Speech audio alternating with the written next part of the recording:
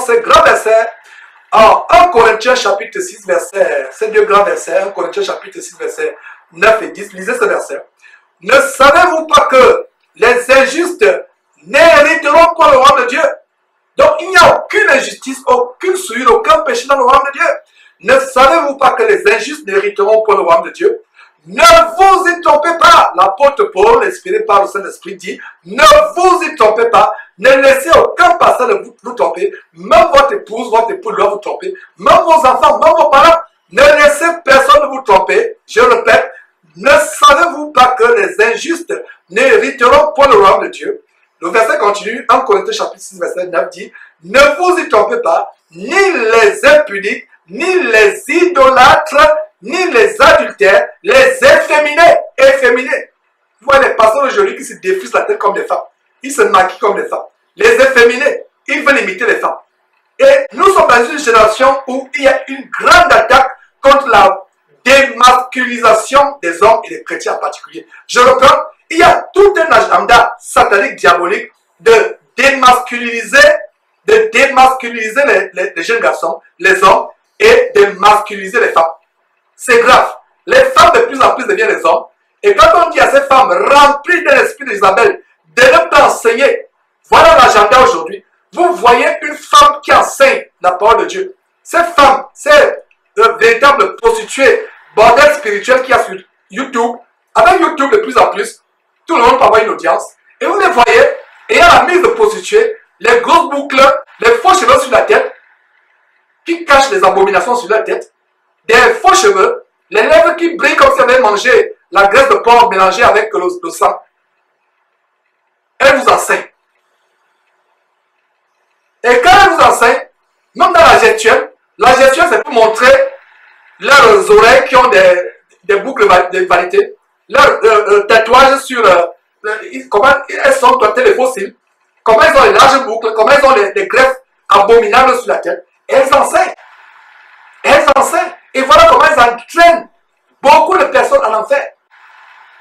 Il y a tout un plan satanique de démasculiniser les jeunes garçons et de masculiniser les femmes.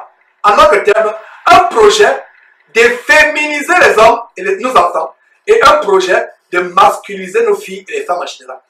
Donc, si vous écoutez une femme enseigner la parole de Dieu, fuyez-la. Parce que sur la base de la parole de Dieu, dans 1 Corinthiens chapitre 14, il est interdit à la femme d'enseigner. Dans l'assemblée, la femme doit demeurer dans le silence.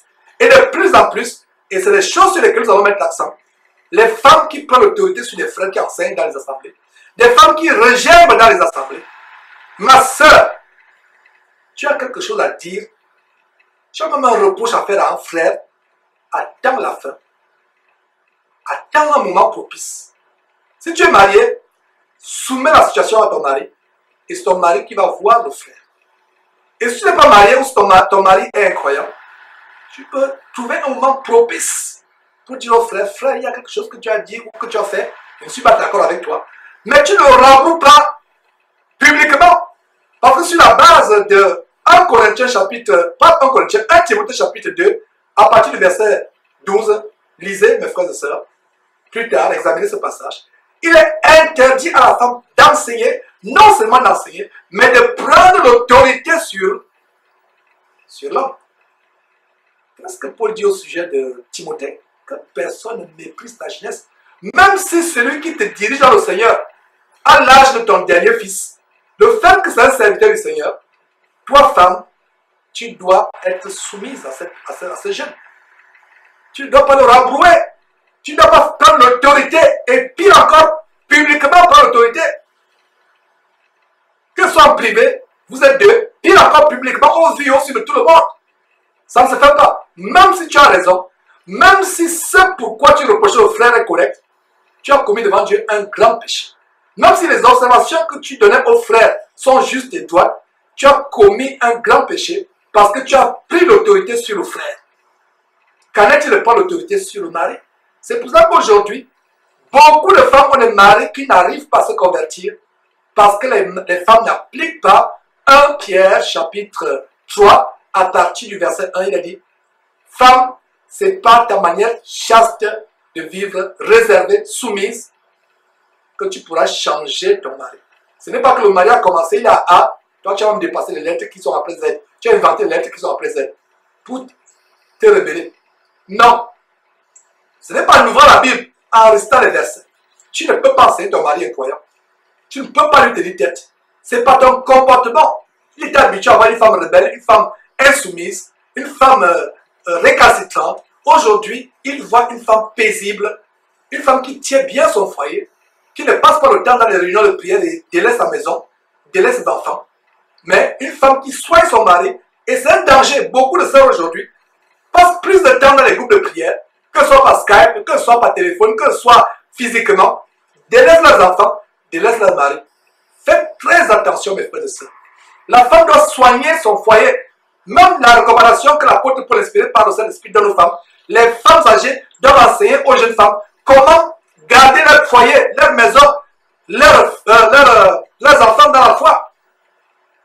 Matin, midi, soir, vous êtes avec des frères et sœurs. Matin, midi, soir, quand est-ce que vous occupez de votre mari, de vos enfants? Et quand le mari va divorcer, vous avez dit que le diable m'a attaqué. Ce n'est pas le diable qui t'a attaqué, c'est toi qui t'es attaqué toi-même. C'est toi qui tu t'es attaqué toi-même. Ce n'est pas le diable. C'est vrai que c'est le diable qui est derrière, mais toi-même, tu aurais pu te consacrer. Sois équilibré. Est-ce qu'il dit que passer 24 sur 24 heures dans les prières, c'est mauvais? Ce n'est pas forcément mauvais, mais ça peut être dangereux et dévastateur pour ta famille. Si étant marié, tu ne fais pas l'équilibre. Ton mari a besoin de toi. Et c'est pour ça que le mari peut se retrouver en train d'aller avoir des copines dehors. Le mari est croyant, je dis bien.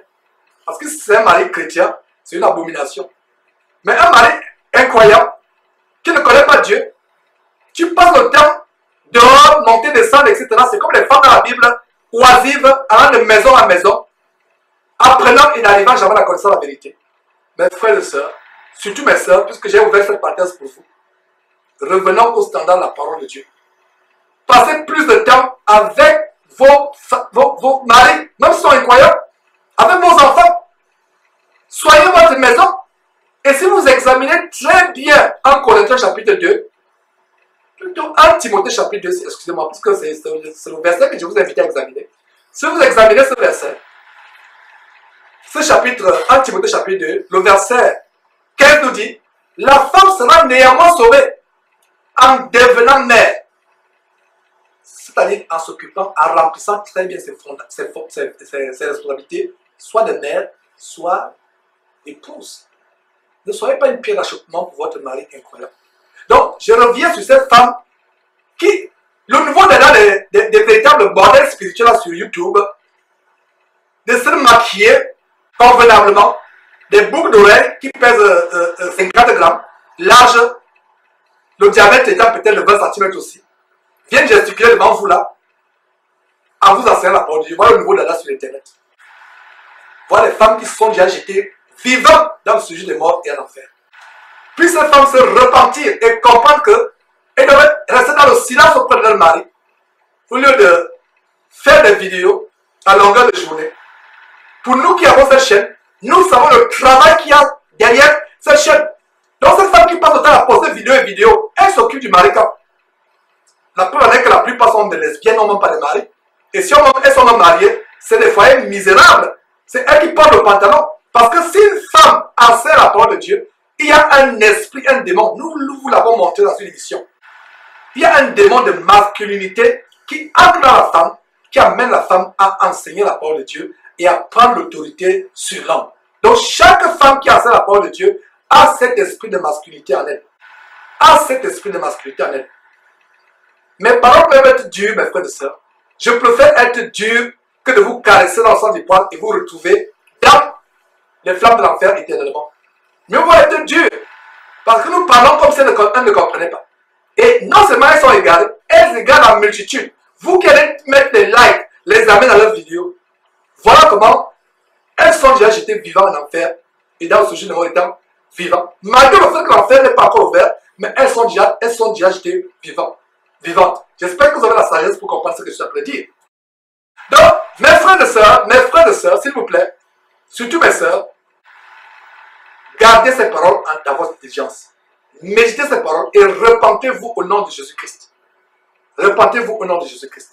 Donc, revenons sur comment ni les impudiques, ni les idolâtres, ni les adultères, ni les efféminés, c'est le mot efféminé qui nous a amené à ouvrir cette parenthèse, parce que nous avons une tendance de féminisation de nos garçons et de nos hommes, même dans le milieu chrétien. Il y a des gens, j'ai parlé des femmes tout à l'heure, il y a des hommes là qui font des vidéos, il y a un jeune homme là qui passe le temps à faire des vidéos. Quand vous voyez d'abord le chignon qu'il a, il met un foulard et un chignon.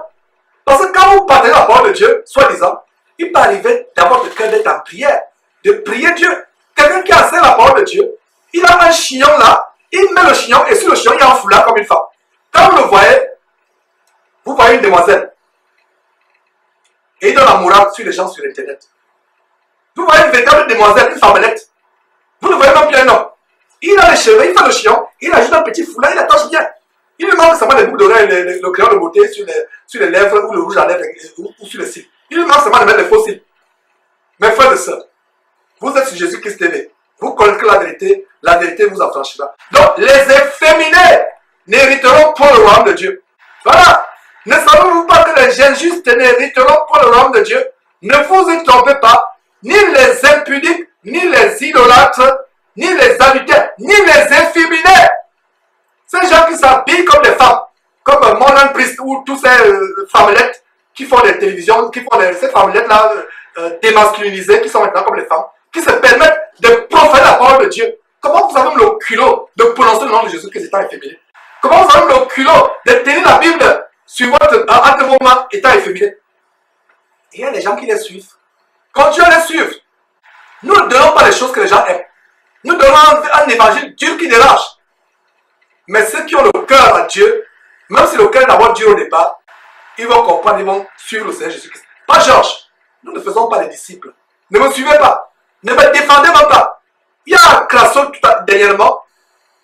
Il y a eu une avalanche. Ces disciples sont venus comme des essais d'abeilles. Ils sont venus comme des essais d'abeilles.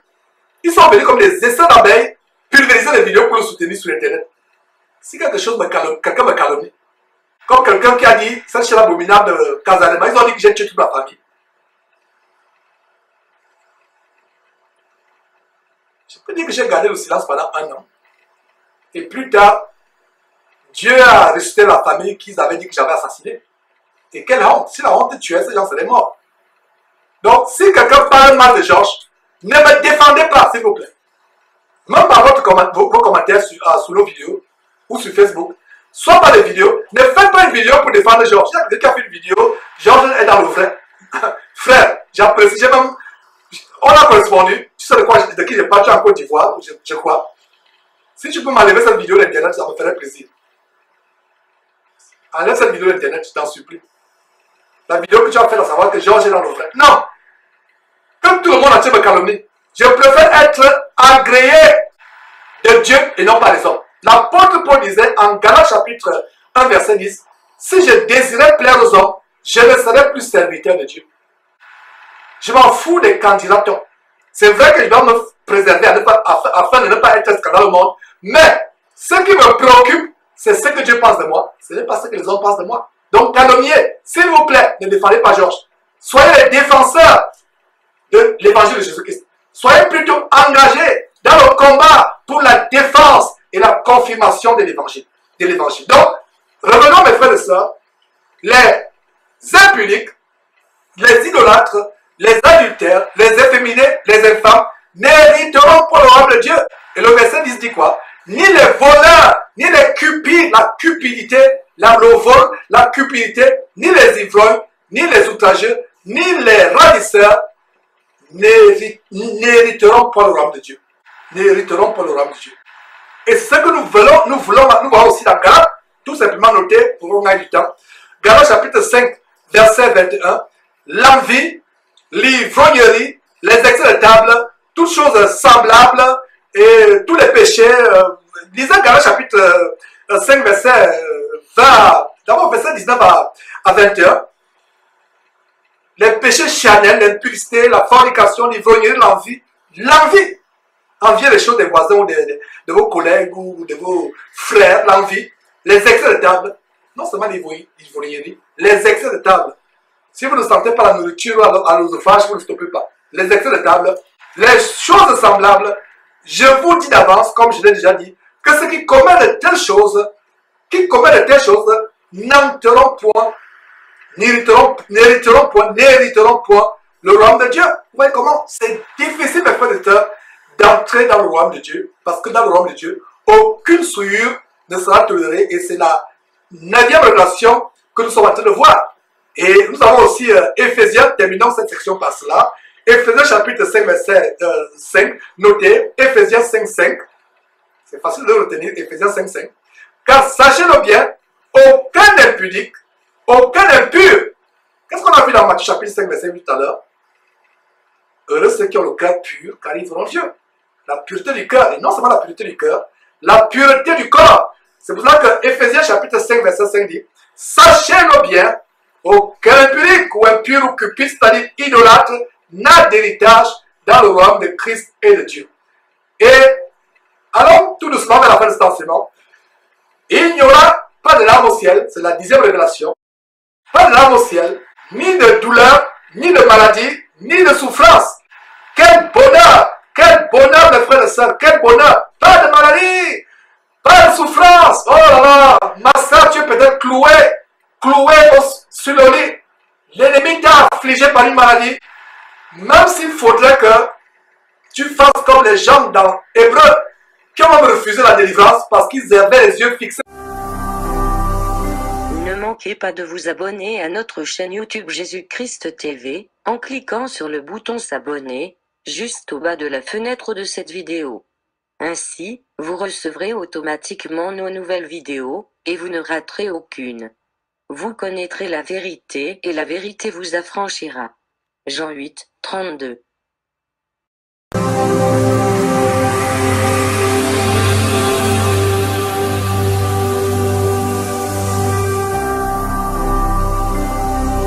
Jésus-Christ TV, vous connaîtrez la vérité et la vérité vous affranchira.